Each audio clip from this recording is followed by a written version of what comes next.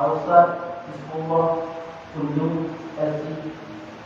Semoga Allah Subhanahu wa taala berikan sehat walafiat dan memberi manfaat ilmunya kepada kita semua. Amin. Kita amalkan sebagai akhlak sosial. Alhamdulillah, beri dalam mengajarkan kepada kita kajian. Semoga kita hadir kita, pikir kita ada di sini dan sama-sama kita mendengarkan daripada kajian dari Ustaz kita. Untuk pada Ustaz tempat waktu dipersilakan. Kita mulai dengan kajian kita dengan membaca Bismillah. Bismillahirrahmanirrahim. Bismillahirrahmanirrahim. Assalamualaikum warahmatullahi wabarakatuh. Alhamdulillahi rabbil alamin. Salatu wassalamu ala asyrafil anbiya'i wal mursalin wa ala alihi wa sahbihi wa man jahada bi jihadi ila yaumiddin wa ba'du. Ikhwatal iman, ittaqullaha haqqa tuqatih wa la tamutunna illa wa antum muslimun fa innallaha ma'al ladzina ittaqaw wal ladzina hum muhsinun. Jamaah salat subuh Masjid Al-Furqan yang dimuliakan oleh Allah Subhanahu wa taala. Pertama, mari kita manjatkan puji syukur kehadirat Allah Subhanahu wa taala atas limpahan karunia dan nikmatnya sehingga subuh hari ini atas perkenan dan izin Allah Subhanahu wa taala kita bisa hadir melaksanakan salat subuh secara berjamaah. Salam dan salam semoga terus-menerus tercurah limpahkan kepada uswah dan qudwah kita Rasulullah sallallahu alaihi wasallam serta keluarganya, para sahabatnya dan semua umatnya istiqamah menjalankan sunnah-sunnahnya. Pertama, semoga Allah menerima seluruh amal ibadah kita di bulan Ramadan dan membimbing kita terus ke jalan yang benar sampai kita bertemu dengan Allah dan berhak mendapatkan tiket surga insyaallah. Yang kedua, bahwa mari kita terus meningkatkan keimanan dan ketakwaan kita dan hindari penyakit lalai. Biasanya pasca Ramadan itu kita cenderung lalai, dan lalai itu tidak akan disadari kecuali ada pemberitahuan dari orang lain bahwa kita sedang lalai. Kalau kita sendiri terkadang tidak sadar kita lalai, seperti tidak sadarnya orang yang lagi bermimpi. Dia terus bermimpi dan dia tahu bermimpi ketika sudah bangun. Demikianlah penjelasan para ulama bahwa orang yang lalai itu akan sadar kalau seandainya dia akan meninggal dunia, baru tersadar, oh selama ini saya ternyata lalai. Apalagi kalau jarang mendengarkan pengajian, dia akan tersadar ketika akan meninggal dunia. Allah gambarkan dalam surat Al-Mu'minun ayat 99 sampai ayat 100. Allah berfirman, hatta idza jaa ahadahumul maut qala rabbi irji'un la'anni a'mal salihan fima tarak kalla innaha kalimatun huwa qailuha wa min waraihim barzakhun ila yaumi yub'atsun. Apabila telah datang kepada mereka kematian, dia kemudian mengadu kepada Allah, rabbi irji'un, ya Allah, kembalikan aku sejenak ke bumi untuk beramal soleh. Artinya tunda kematian ini walau sejenak dengan harapan saya beramal soleh yang selama ini saya lalaikan, yang selama ini saya tinggalkan, yang selama ini saya abaikan. Jadi orang yang kemudian sering berleha-leha, tidak beribadah kepada Allah Subhanahu wa taala, bersantai dalam beribadah, itu bahaya. Akan tersadar ketika akan meninggal dunia, baru kemudian minta izin kepada Allah supaya kematian itu ditunda walau sejenak untuk beramal soleh yang selama ini dia tinggalkan. Apa kata Allah? Tidak. Kalla innaha kalimatun huwa qailuha, itu adalah ucapan yang sering keluar dari mulut Anda ketika sakit. Ya Allah, sembuhkan saya supaya saya bisa beribadah. Ketika Allah menyembuhkan, lagi-lagi tetap lalai lagi. Dan kata Allah, tidak. Hari ini wa min waraihim barzakhun ila yaumi yub'atsun. Di hadapan Anda sudah tersedia kuburan sampai Anda dibangkitkan di akhirat. Artinya tidak ada peluang Kalau di sini mungkin Mangunjaya sudah menanti untuk Anda dikuburkan. Tidak lagi ada peluang untuk Anda kembali ke bumi. Nah, itu jadi orang lalai itu akan tersadar ketika akan meninggal dunia. Nah, teman-teman kita semua biasanya itu akan menyadari kelalaian itu kalau kita sering mendengarkan pengajian. Yang bahaya itu kan kalau tidak membaca buku, tidak mendengarkan pengajian, masih santai dalam kelalaiannya, itulah yang akan tersadar ketika akan meninggal dunia. Seperti juga disebutkan di akhir surat Al-Munafiqun, Allah berfirman, "Wa anfiqu mimma razaqnakum min qabli an ya'tiya ahadakumul mautu fayaqula rabbi laula akhartani ila ajalin qaribin fa asaddaqa wa akum minas salihin." Infaklah sebagian harta kalian di jalan Allah sebelum datang kematian, dan orang akan mengatakan, "Ya Allah, sekiranya Engkau menunda kematian ini agar aku bisa bersedekah dan termasuk orang-orang yang soleh." Lagi-lagi jelang meninggal dunia, dia kemudian tersadar bahwa selama ini dia lalai dalam berinfak, selama ini dia lalai dalam beramal soleh. Yang ketiga yang saya sampaikan bahwa pasca Ramadan ini, supaya iman kita tetap terjaga, hati kita tetap bersih, hindari 3 dosa besar. Hindari 3 dosa ini yang merupakan sumber-sumber dosa lainnya. Hindari 3 dosa ini supaya kita terhindar dari dosa-dosa lainnya, karena ketiga dosa ini menurut Ibnu Qayyim Al-Jauziyah merupakan sumber-sumber dosa-dosa lainnya.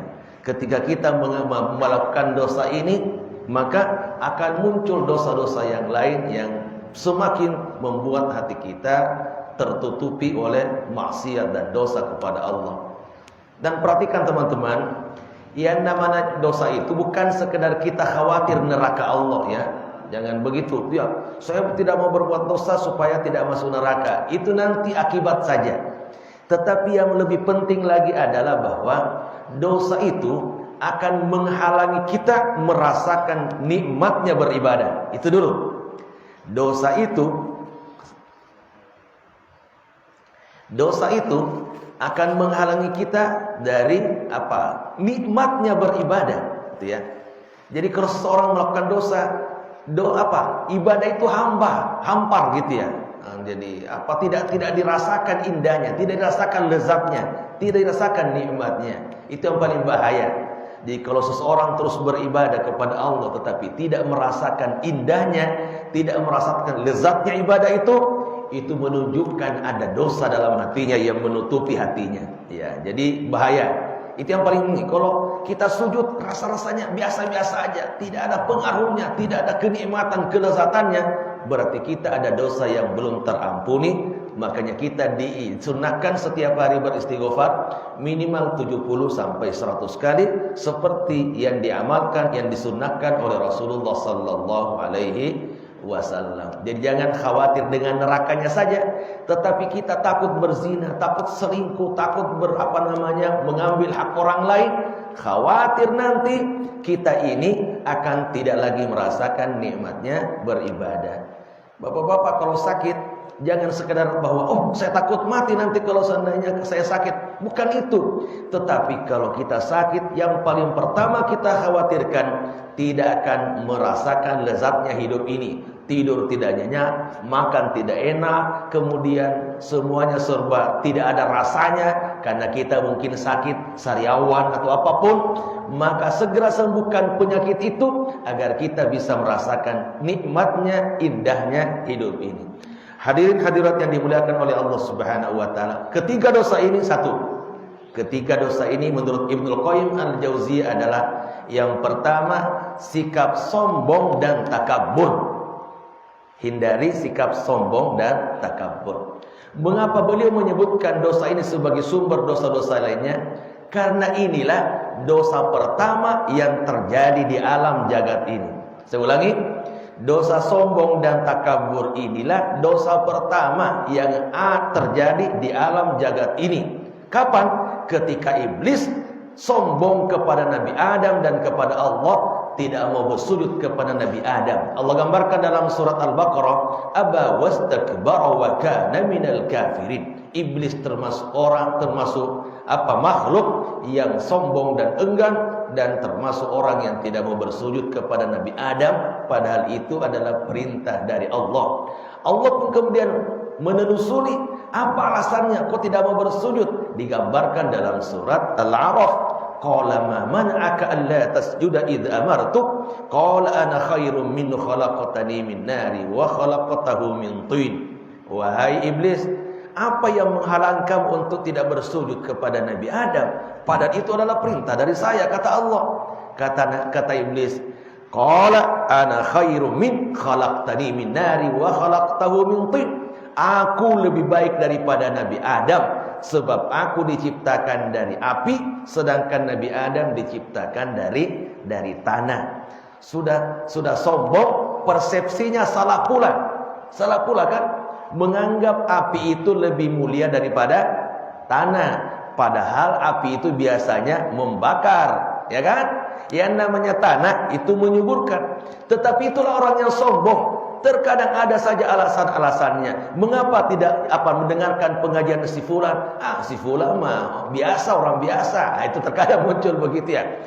Si fulan mah itu mah junior saya, ya dia belakangan. Kalau bahasa Bekasinya bocah kemarin. Itu kira-kira. Jadi terkadang muncul begitu-begituan. Berbagai alasan kemudian akan dikemukakan walaupun tidak logis, seperti tidak logisnya alasan ketidakmauan iblis bersujud kepada Nabi Adam dengan alasan tadi, aku lebih mulia daripada Adam karena dia diciptakan dari tanah sedangkan aku diciptakan dari api.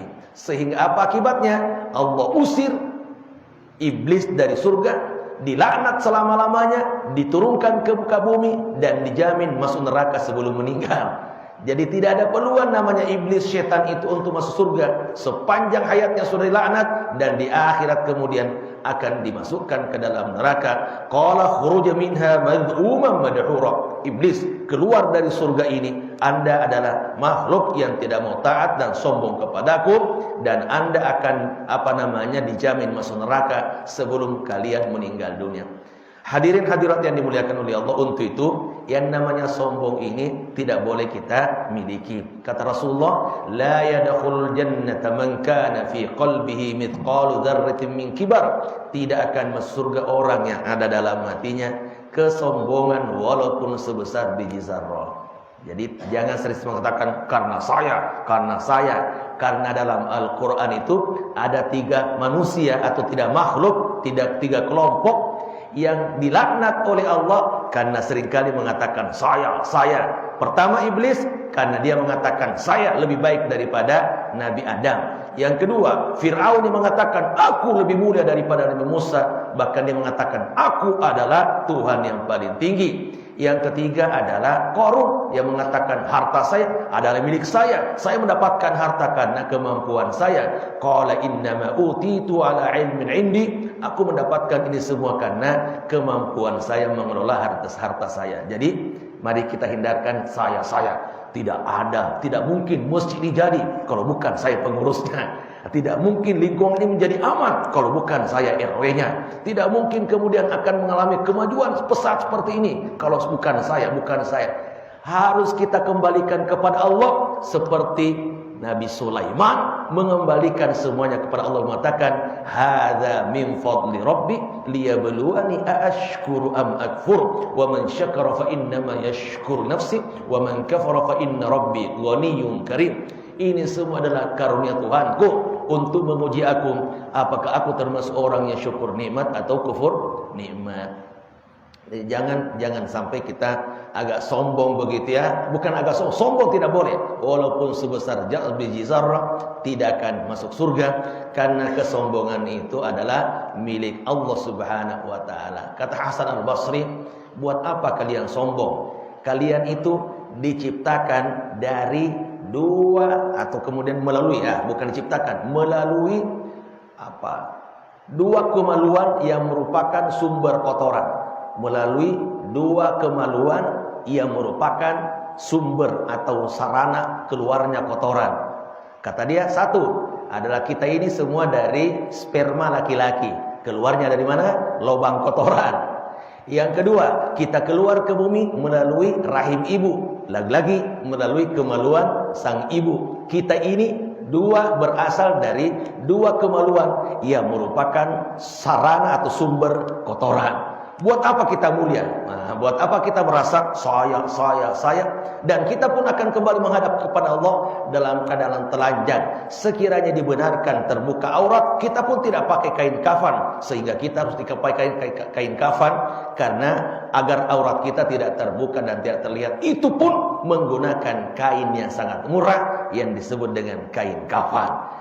Hadirin hadirat yang dimuliakan oleh Allah, jadi kesombongan kalau kita mendapatkan nikmat, mendapatkan harta, jabatan, tidak boleh kita mengatakan karena saya, kembalikan semuanya kepada Allah Subhanahu wa taala seperti doa yang kita panjatkan, qulillahumma malikal mulki tu'til mulka man tasha' wa tanzi'ul mulka mimman tasha' wa tu'izzu man tasha' wa tudhillu man tasha' biyadikal khair innaka ala kulli syai'in qadir. Itu yang pertama ya. Dosa sombong itu akan mengakibatkan orang kafir, mengakibatkan orang tidak mau tunduk kepada Allah, tidak mau mendengarkan nasihat oleh karena adanya kesombongan, adanya ketakaburan. Yang kedua, hindari penyakit serakah dan tamak. Serakah dan tamak. Apa alasannya? Alasannya karena dosa ini merupakan dosa kedua yang terjadi di alam jagat ini. Apa itu? Ketika Nabi Adam ditempatkan di surga bersama dengan istrinya Siti Hawa, kemudian Allah persilakan untuk menikmati seluruh fasilitas surga. Dalam surat Al-Baqarah, ya Adam uskun anta wa zawjukal jannata wa kula minha ragadan haitsu syi'tuma wa la taqraba hadhihi asy-syajarata fatakuna minaz zalimin. Adam, ini ada surga, ini ada makanan, ini ada minuman, ini pakaian. Silakan nikmati seluruh fasilitas surga. Cuma satu yang Anda harus hindari. Apa itu? Jangan dekati pohon ini, jangan dekati pohon khuldi ini, wahai Adam. Itu aja. Yang lain silakan, cuma satu. Tapi karena Nabi Adam serakah karena bisikan setan, akhirnya pohon itu pun didekati. Apa yang terjadi? Allah kemudian sikap lucuti pakaian yang ada di badannya sehingga menjadi orang yang telanjang dan kemudian dikeluarkan dari surga, ditempatkan ke bumi, walaupun pada akhirnya akan masuk surga lagi karena dia ditugaskan menjadi khalifah dan menjalankan kekhalifahan itu dengan sebaik-baiknya. Jadi karena faktor serakah, coba kalau tidak dekati pohon itu ya, sekiranya kita mengandai-andaikan. Tapi apa yang terjadi? Dia mendekati pohon itu, akhirnya Allah pun kemudian usir dari surga juga. Jadi teman-teman, hindari keserakahan, nikmati pemberian Allah, jangan melirik harta orang lain. Maka menjadi sebab orang korupsi, gara-garanya apa? Wah, sudah dapat gaji besar nih, masih juga serakah dia.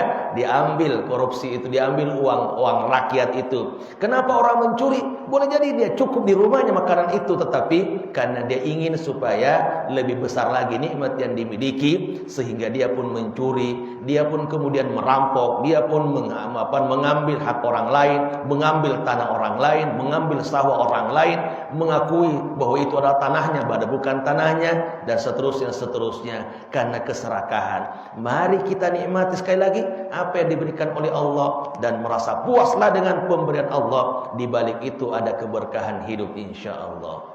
Jadi jangan cari banyaknya, tapi cari berkahnya. Jangan serakah, jangan jangan tamak gitu ya. Kadang orang berselingkuh, istrinya sudah ada di rumah, tapi dilirik juga istri orang lain. Nah, itu gara-gara apa? Itu tadi. Dia mah orangnya serakah banget begitu. Istri orang lain adalah istri saya juga. Wanita lain adalah istri saya. Akhirnya terjadi perzinaan, terjadi perselingkuhan.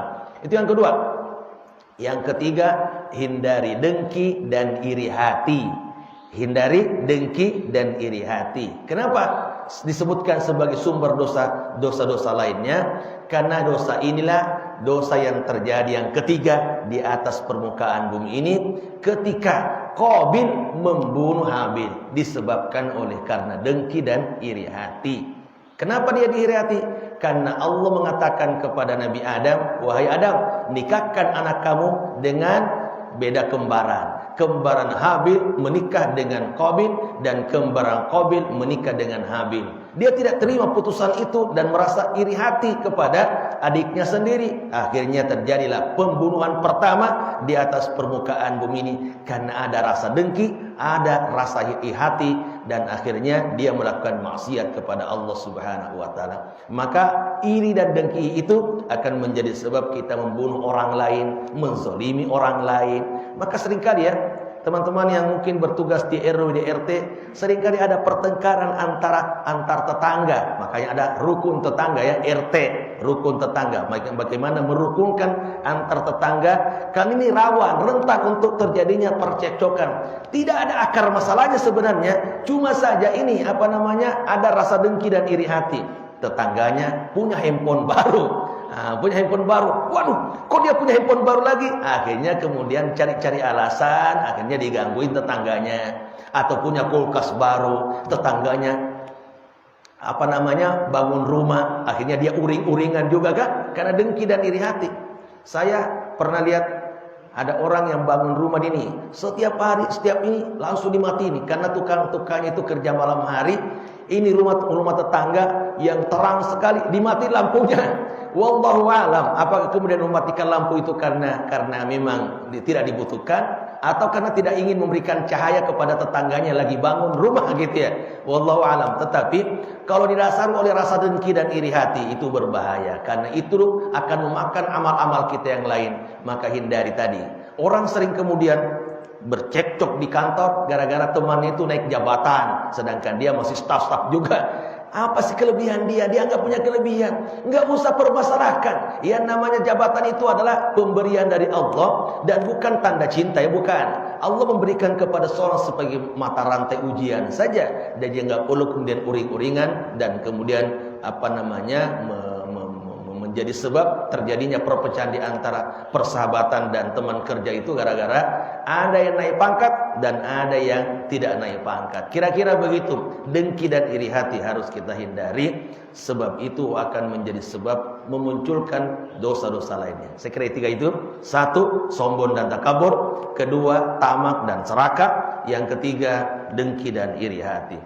Berikutnya, agar kita tetap terjaga ketakwaannya, saya ingin sampaikan sekilas terkait dengan karakter takwa dalam Al-Quran. Saya ingin sampaikan dulu, dalam Al-Quran itu ada 4 tempat, nanti dibaca di rumah ya. Dalam Al-Quran ada 4 tempat yang berbicara tentang tanda-tanda orang bertakwa. Sebab tujuan kita berpuasa la'allakum tattaqun. Untuk itu mari kita menyesuaikan dengan maunya ada Allah dalam Al-Quran. Apakah kita termasuk orang bertakwa? Kita harus sesuaikan dengan apa yang diinginkan oleh Allah dari orang manusia yang menyebut dirinya sebagai orang bertakwa. 4 tempat. 1, disebutkan dalam surat Al-Baqarah ayat 1-5. Nah itu 1-5.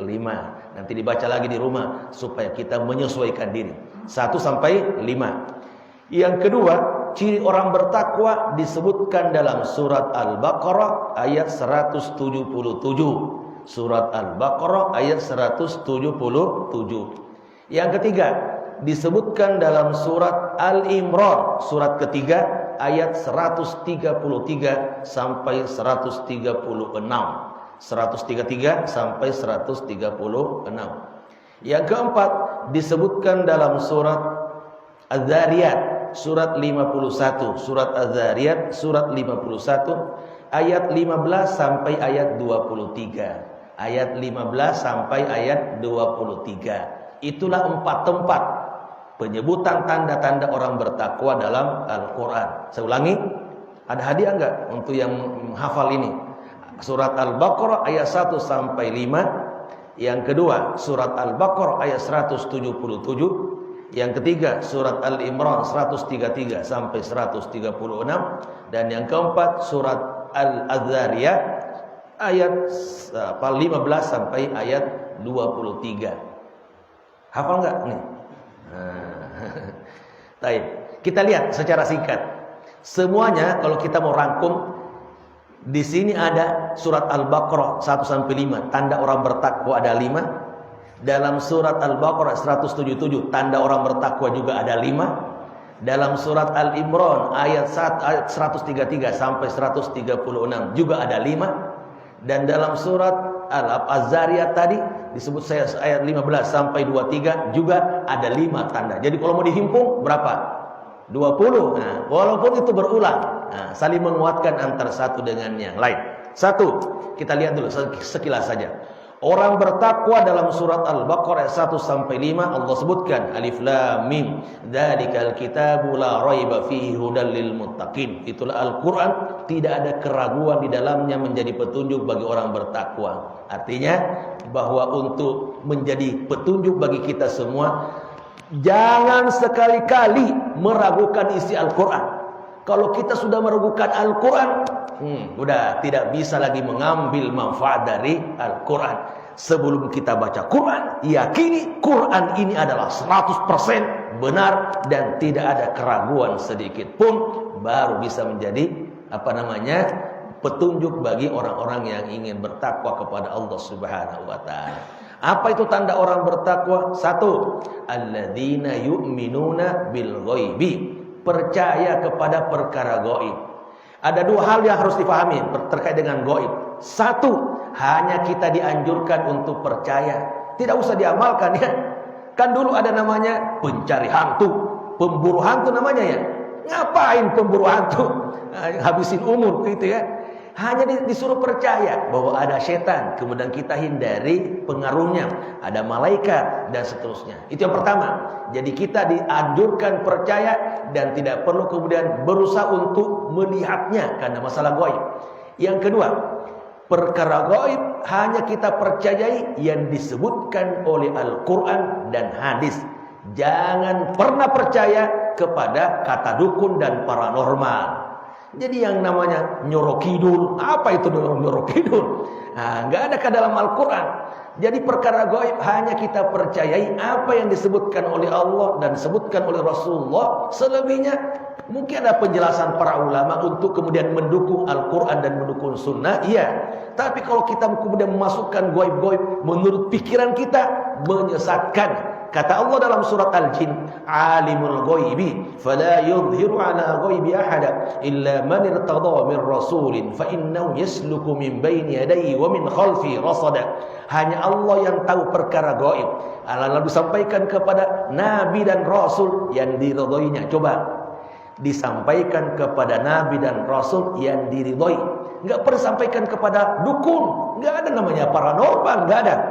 Yang tahu masalah gaib adalah para rasul yang diutus oleh Allah. Jadi kalau ada yang mengatakan bahwa akan terjadi kiamat tahun 2077, jangan percaya. Orang nggak ada pemberitahuan dari Al-Quran dan Sunnah.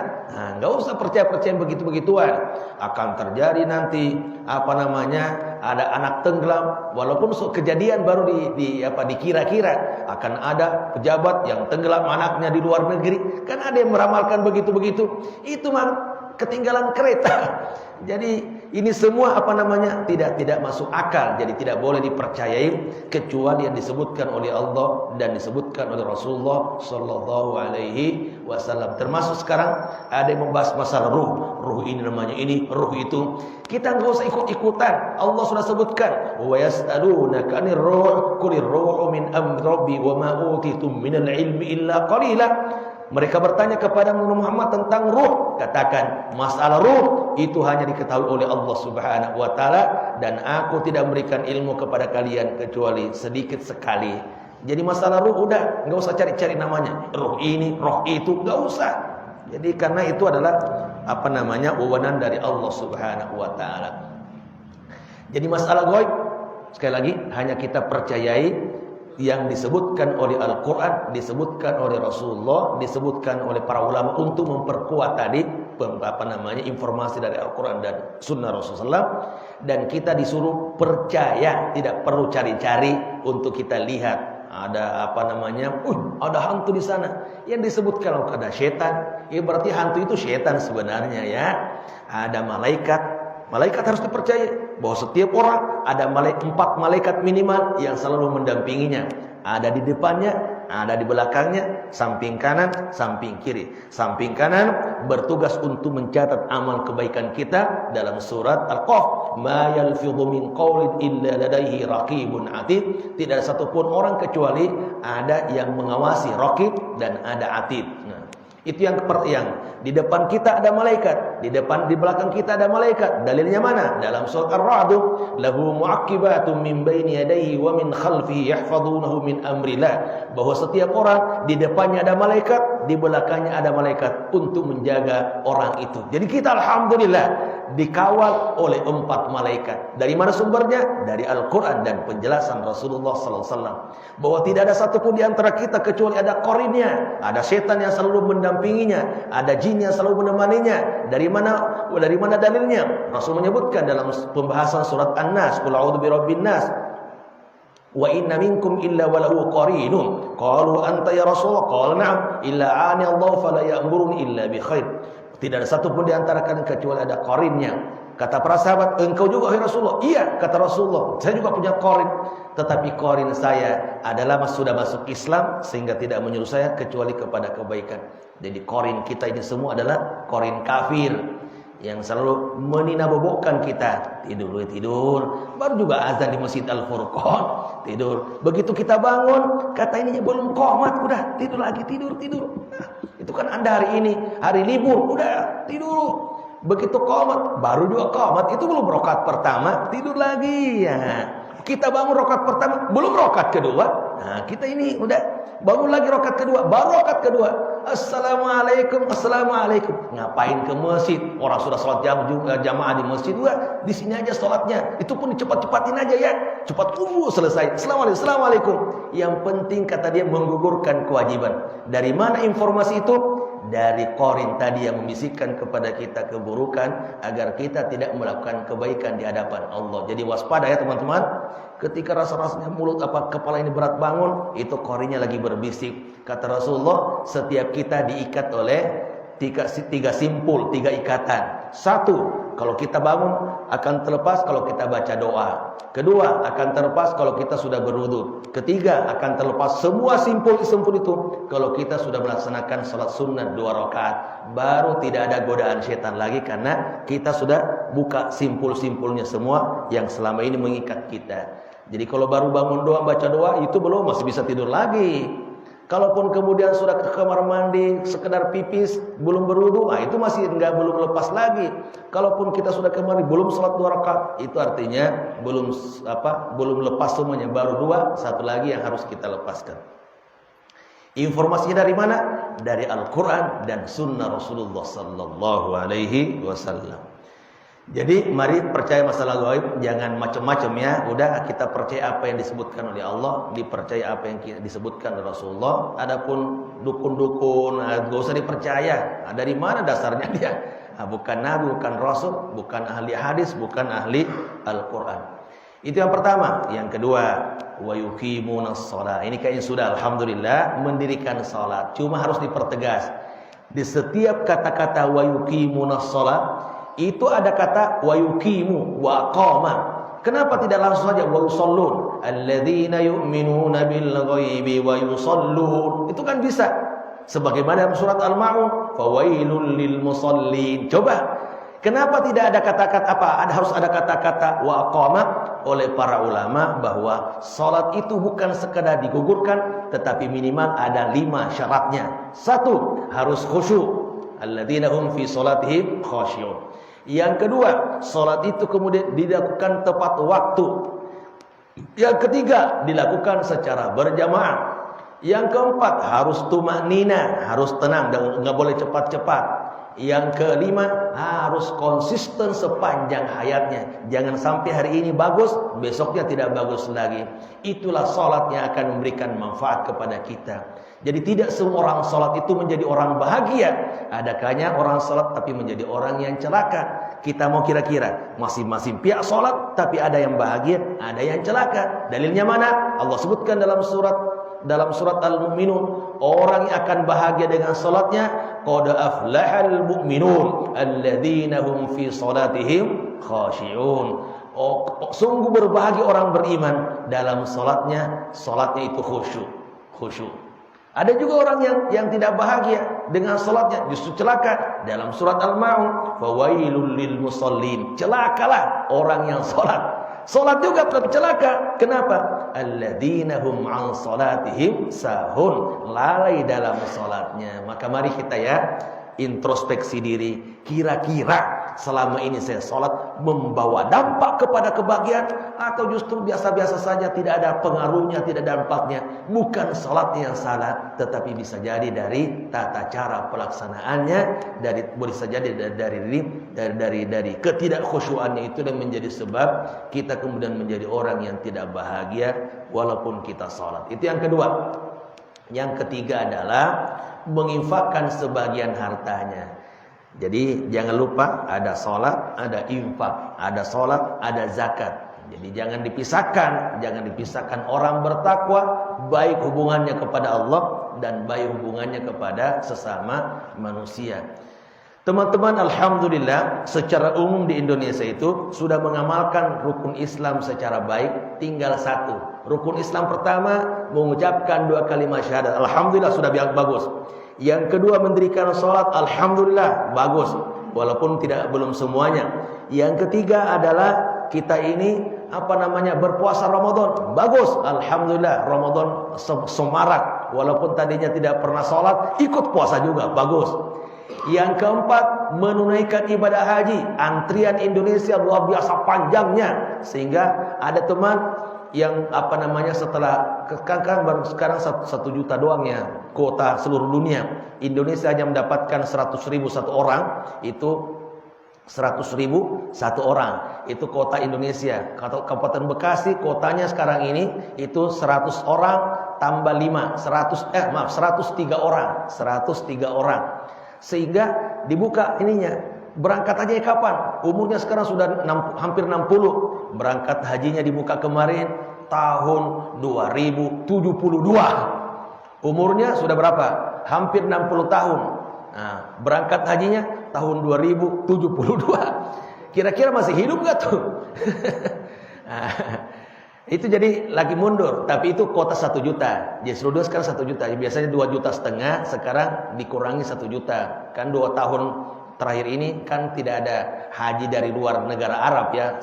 Ada haji, tadinya cuma 10.000, kemudian meningkat menjadi 60.000. Sekarang ini untuk seluruh dunia kuotanya hanya 1 juta, yang biasanya 2.500.000. Indonesia biasanya mendapatkan kuota 221.000 ditambah dengan plus 4.000, 225.000. Dan ada namanya haji furoda sekitar 200 orang, itu berarti ya sekitar 225 tambah 300 orang lah begitu ya, 200 orang itu kuota Indonesia. Jadi sekarang ini lagi mundur. Tapi alhamdulillah Indonesia termasuk orang yang penggemar hajinya, dan antrian hajinya sangat panjang. Artinya dia semangat untuk. Cuma satu yang masih perlu ditingkatkan. Apa itu? Mengeluarkan zakat. Nah, ini dia. Mengeluarkan zakat. Berdasarkan rilis dari Basnas, Badan Amil Zakat Nasional, potensi zakat Indonesia saya baca kemarin itu sekitar 332 triliun. Indonesia baru kemudian mengumpulkan zakat sekitar 30 triliun, kurang dari 10%. Nah, potensi zakat itu kemudian bisa mencapai 332 triliun, sedangkan yang terkumpul itu baru 30 triliunan. Artinya baru kurang dari 10% zakat yang terkumpul. Maka mari kita kemudian sadar bahwa pada harta kita ada hak orang lain. Itu ya, harus garis bawahi bahwa pada harta yang Allah berikan kepada kita ada hak orang lain. Dalam surat Al-Ma'arij, wa fi amwalihim haqqum ma'lum, pada harta kalian ada hak orang lain di sana. Maka mari kita kemudian biasakan ya, keluarkan zakat. Nisabnya seberapa? Nisabnya berdasarkan rilis dari Basnas itu, kalau kita sudah mendapatkan penghasilan setiap bulannya 5.700.000, maka sudah wajib mengeluarkan zakatnya sekitar 130.000. Apakah bruto atau neto? Lebih baik kita kotornya sajalah. Sebab kalau bayar cicilan itu bisa habis. lebih baik kita keluarkan 130 ribu, maka harta kita yang jumlahnya 100% dengan mengeluarkan 2,5%, 97,5 jadi bersih. Tapi kalau kita tidak keluarkan zakatnya, 100% menjadi kotor semuanya. Nah, itu bahaya. Sama dengan makanan begitu banyak, kita taburi dikit saja racun, maka semua makanan itu akan terkena racun. Tapi kalau kita cabut racunnya sedikit itu, maka seluruh makanan ini menjadi sehat dan halal. Itu jadi begitu. Mari kita lihat penghasilan saya sebulan kira-kira sudah mencapai 5.700.000, maka keluarkan zakat. Wajah di sini kelihatannya wajah-wajah 10 juta semua ini, alhamdulillah. Masya Allah. Wajah-wajah 10 juta semua. Jadi jangan lupa, kalau 10 juta berarti berapa zakatnya coba? Hah? 250, dikit kan? 250. Kita masih dapat 9.750.000. Jadi lebih baik begitu. Bersih harta, berkah, dan insya Allah akan bertambah. Kata Rasulullah, manaqasa malum min sadaqah, tidak akan berkurang harta karena sedekah, tidak akan berkurang harta karena zakat. Mari kita yakini orang berzakat insya Allah akan melimpah keberkahannya dan akan melimpah hartanya.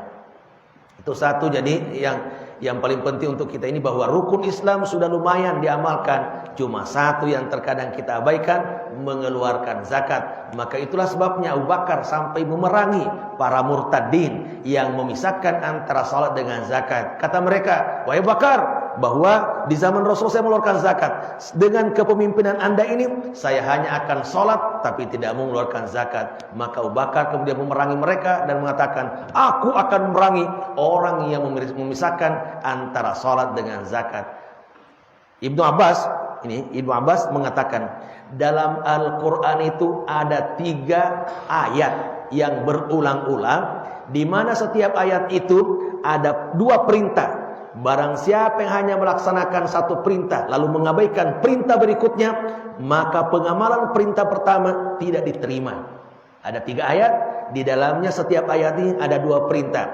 Barang siapa yang hanya mengamalkan satu perintah lalu meninggalkan perintah berikutnya, maka pengamalan perintah pertama tidak akan diterima. Apa itu? 1. Atiullaha wa atiur rasul.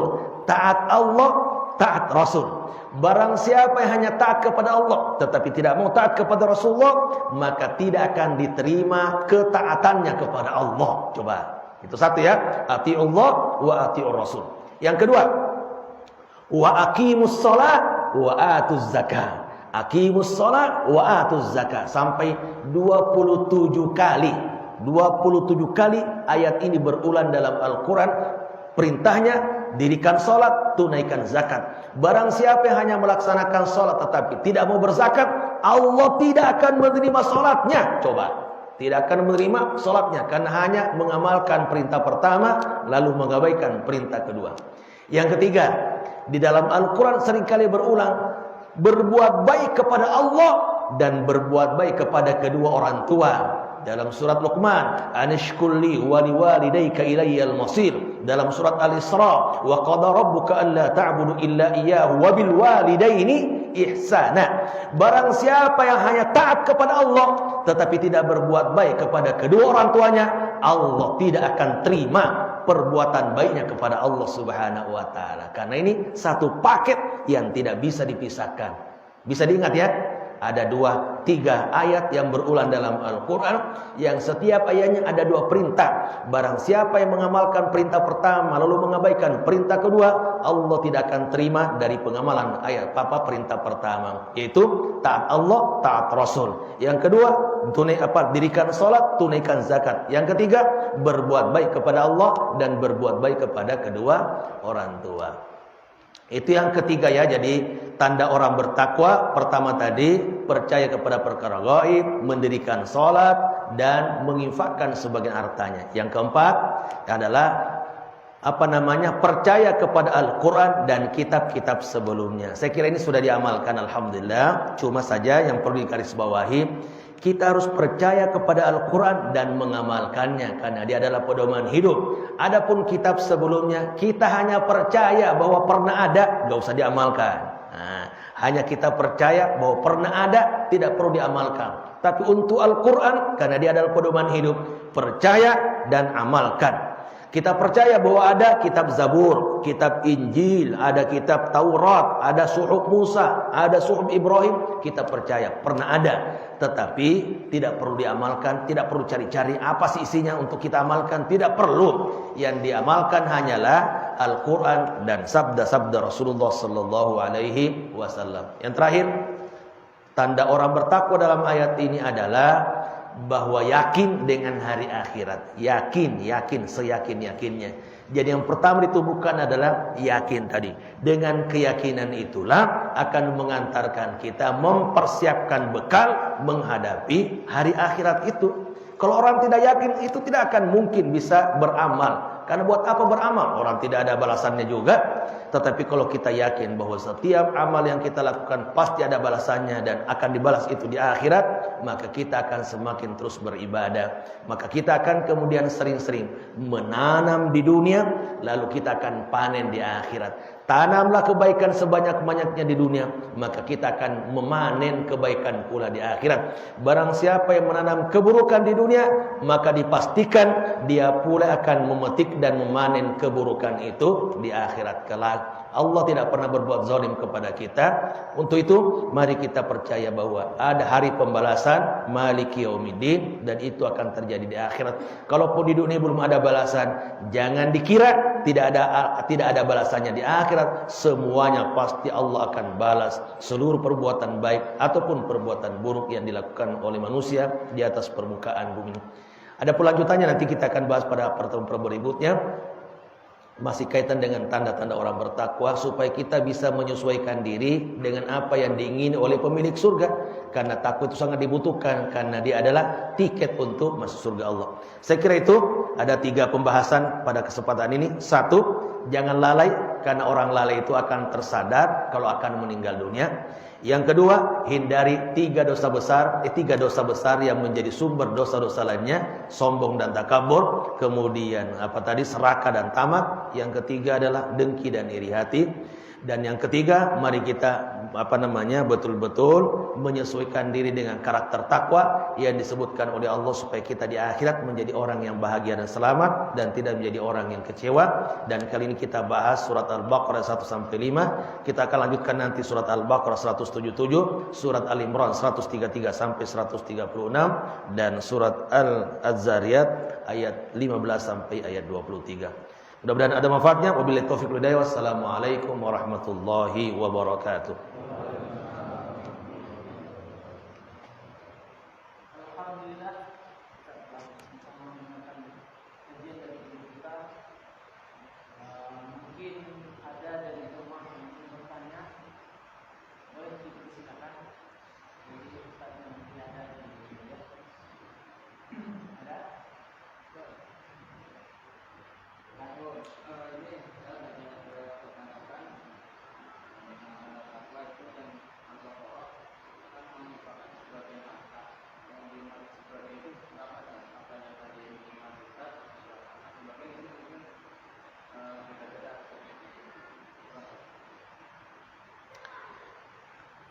Iya, memang dalam Al-Quran itu penggunaan kata infak itu menggunakan 3 istilah. 1 dengan istilah sedekah, yang kedua zakat, yang ketiga dengan infak. Zakat itu adalah kewajiban tertentu yang dilakukan pada waktu tertentu dan diserahkan kepada orang-orang tertentu. Itu namanya zakat. Jadi zakat itu pada harta tertentu diberikan kepada orang tertentu pada masa tertentu. Yang kedua kata infak. Infak ini guru bisa kemudian berupa harta, tapi terkadang juga infak itu digunakan untuk zakat. Dalam surat Al-Imran ada. Dan sedekah ini bersifat umum. Sedekah itu bisa berupa uang, bisa berupa harta, bisa berupa non materi. Jadi sedekah ini lebih luas pengertiannya. Kan kadang juga Allah menggunakan kata sedekah itu dengan zakat. Seperti dalam surat At-Taubah, innamas sadaqatu lil fuqara, menggunakan kata sedekah, tetapi yang dimaksudkan adalah apa? zakat. Nah, innamas shadaqatu lil fuqara wal masakin dan seterusnya. Jadi sedekah ini lebih luas pengertiannya. Bisa materi, bisa non materi. Non materi bisa bersedekah, bisa. Tabassumu fi wajhi akhika sadaqah. Senyum kepada saudaramu adalah sedekah juga. Jadi nggak perlu materi. Kalau ketemu dengan teman, nah itu sedekah. Cuma jangan senyum sendiri. Nah, itu bahaya, itu bisa diragukan ini nalarnya ya. Nah, untuk infak di sini tentu infak yang bisa berupa zakat. Kalau zakat itu harus ada nisabnya. Kalau perdagangan harus ada haulnya. Jadi kalau zakat itu bisa kemudian bulanan, bisa kemudian setiap panen atau bisa setiap tahun. Yang dikeluarkan setiap panen itu adalah perdagangan. Yang dikeluarkan sini adalah panen, biji-bijian, pertanian itu dikeluarkan setiap panen. Dan oleh para ulama kata panen ini dinisbahkan juga kepada penghasilan per bulan. Karena sekarang ini lebih banyak karyawan, karyawati di perusahaan, maka dianalogikanlah bahwa pertanian itu dikeluarkan setiap panen, maka orang yang bergaji pun itu mengeluarkan zakatnya setiap kali terima gaji. Sampai kapan nisabnya kapan? Itu 5,7. Kalau infak tidak ada nisabnya ya. Berapa harta kita kemudian ini tidak ada nisabnya. Mana dalilnya? Disebutkan nanti tanda orang bertakwa pada surat Al-Imran, alladzina yunfiquna fis sarra'i wad dharra. Orang itu berinfak ketika lapang rezekinya ataupun sempit rezekinya. Artinya infak itu tidak ada nisabnya, tidak ada batasan minimalnya. Apakah saya boleh berinfak kalau penghasilan cuma 1 juta? Boleh. Karena itu sebutkan berinfak ketika lapang rezekinya ataupun ketika sempit rezekinya, walaupun nominalnya berbeda. Ketika dia kemudian penghasilan cuma 1 juta, bisa jadi infak. Tidak keluar zakatnya, nggak ada zakatnya. Infaknya mungkin 1.000, 5.000, itu bagus, alhamdulillah. Jadi tidak dibatasi, tidak ada nisab untuk infak. Tapi kalau zakat harus ada nisabnya.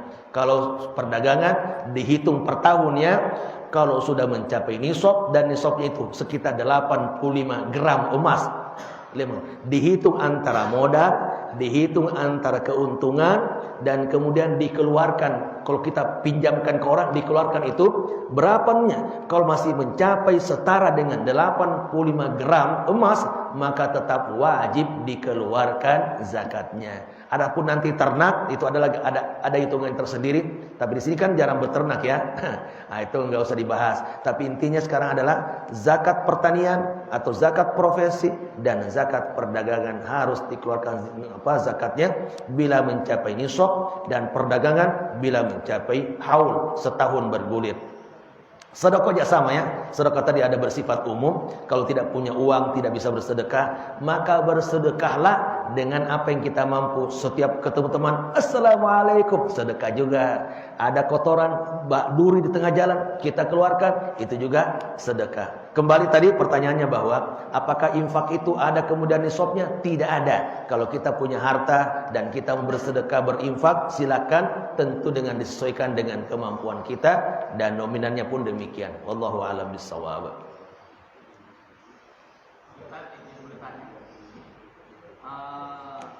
Lebih baik mana waktu kita kajian ilmu, kondisi badan kita capek terus tertidur, apa kita ikuti kajian yang offline tapi kita fokus, dan apakah ada adab-adab dalam bertolak ilmu? Terima kasih. Dulu memang namanya menuntut ilmu offline semua. Mau tertidur mau bangun sadat. Ya. Tapi ini enggak nyinggung yang tidur mah enggak apa-apa ya. Jadi dulu namanya offline semua, enggak ada online-onlinean. Nah, ketika offline itulah kemudian disebut dengan talaki. Jadi di zaman Rasulullah kemudian tabi'in itu para sahabat menerima ilmu dengan talaki. Talaki itu artinya apa? Keluar dari lisan, kemudian diperhatikan, diserap dengan di otak kita, kemudian disampaikan kepada orang lain. Orang lain menyampaikan lagi kepada berikutnya, itu namanya sistem talaki. Jadi kalau ditanya lebih baik mana, sebenarnya yang paling afdol adalah offline. Nah, itu karena dari dulu belajar ilmu itu adalah offline. Apakah kemudian kalau tertidur? Enggak apa-apa tertidur. Nah, tertidur. Cuma orang tertidur dahulu tidak berhak menyampaikan ilmu itu kepada orang lain karena pasti terputus. Nah, tidur kan? Oh, saya dengar Pak Ustadz mengatakan, padahal enggak begitu karena dia terputus, akhirnya terpotong-potong. Nah, itu enggak boleh. Jadi yang berhak menyampaikan ilmu berikutnya kepada di bawah ini adalah orang yang bangun sepanjang ini. Atau kemudian boleh menyampaikan ilmu tapi setelah menonton ini lagi. Diputar ulang bisa kan ini? Di video-video ini Al-Furqan ini bisa, itu bisa. Jadi kalau untuk diamalkan sendiri nggak apa-apa, mau tertidur ini. Tapi kalau untuk disampaikan berikutnya kepada orang lain harus utuh supaya nanti tidak putus-putus. Oh, tanda orang bertakwa menurut Pak Ustaz tadi surah Al-Baqarah ayat 1 sampai 5 ada 2, padahal 5. Nah, karena 3-nya tertidur. Nah, itu jadi akhirnya berkurang. Nah, itu maksudnya begitu ya. Jadi nanti untuk menyampaikan, tapi untuk diamalkan silakan saja karena kita mengamalkan mastata'tum sesuai dengan kemampuan kita. Jadi silakan saja hadir. Kalau sekarang ada pilihan online atau offline. Oh, lebih baik offline. Oh, saya capek, nggak apa-apa. Insya Allah kita akan mampu memahami bahwa semalam dia bertugas sampai shift 3 datang ke masjid. Allah akan melihat perjuangan kita. Allah sebutkan di akhir surat Al-Ankabut, walladzina jahadu fina lanahdiyannahum subulana. Orang yang berjuang di jalan kami, aku akan tambahkan hidayahnya. Sudah ngantuk-ngantuk tetap datang ke masjid, maka Allah akan memberikan tambahan pahala karena semangatnya tadi. Walaupun ngantuk tetap datang ke masjid. Tadi kan nggak ada yang tidur-tidur, alhamdulillah kan. Jadi artinya semangat terus menerus. Tapi kalau di rumah online, jadi nggak kelihatan orangnya, cuma ininya. Karena saya juga sering begitu ya. Kalau rapat online, bisa mondar-mandir.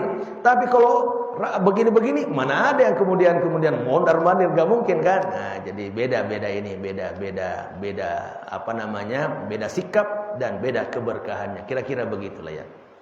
Ini beli bapak ini nggak pernah online juga kan, offline terus. Nah, alhamdulillah. Dulu waktu ada juga beliau, waktu baru pulang kampung itu loh, ya kan? Apakah ada padamnya dalam bermajelis tadi? Intinya kalau majelis seperti ini apa namanya, mendengarkan secara cermat, mendengarkan secara baik, dalam keadaan suci, tidak mengganggu orang lain, itu aja sih sebenarnya. Jadi itu. Tapi kalau ngantuk tertidur, itu insya Allah dimaklumi. Cuma makanya hari Jumat nggak boleh ngantuk ya, nggak boleh ngantuk hari Jumat. Kalau pengajian sih begini-begini, nggak apa-apa lah ya. Tapi kalau Jumat nggak boleh, makanya dianjurkan mandi jam 11 siang supaya datang ke masjid dalam keadaan sadar. Karena Jumat itu hakikatnya adalah menerima instruksi pekanan. Instruksi pekanan. Makanya khatib juga kalau khutbah itu jangan biasa-biasa saja. Kata Rasul, kata para sahabat, Rasulullah kemudian memerah matanya dan kemudian suaranya juga menggelegar seperti orang yang beri komando dalam peperangan supaya orang kemudian tidak ada yang tertidur. Nah, orang tertidur. Tapi kalau Assalamualaikum warahmatullahi wabarakatuh, orang yang sandar udah gitu ya. Tapi kalau kita sering tapi maaf ya, enggak perlu diamalkan. Setiap kali kemudian nih kita takbir Allah Akbar, pukul podium, wah nggak ada orang tertidur karena semuanya akan bangun karena khotibnya bersemangat. Cuma khawatir nanti yang di bawah yang terganggu akan naik ke podium dan mimbar memukul khotibnya, itu juga bahaya. Ente gangguin aja tidur saya. Nah, itu juga bahaya. Adabnya begitu ya. Jadi boleh-boleh saja. Sandar, apakah boleh sandar? Boleh-boleh saja. Yang penting kemudian diserap ilmunya dan kemudian diamalkan, itu terpenting. Khusus untuk Jumat, usahakan ya betul-betul segar karena dia adalah instruksi pekanan dan dinantikan oleh banyak orang. Karena di situ akan berkumpul banyak orang dan kemudian ingin mendapatkan arahan dari sang khatib. Kira-kira begitu, Allahu a'lam. Cukup ya? Udah cukup. Udah jam